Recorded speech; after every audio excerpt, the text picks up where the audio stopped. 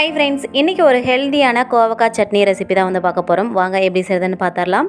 இந்த சட்னி சூப்பராக இருக்குங்க. இட்லி, தோசை, சப்பாத்தி, ரைஸ் எல்லாத்துக்குமே சூப்பராக இருக்கும். நீங்கள் லஞ்சுக்குன்னு தனியாக வந்து செய்யவே தேவையில்லை. இதையே நீங்கள் வந்து லஞ்சுக்கும் வந்து சாப்பிட்டுக்கலாம். அவ்வளோ டேஸ்டியான ஒரு ரெசிபி.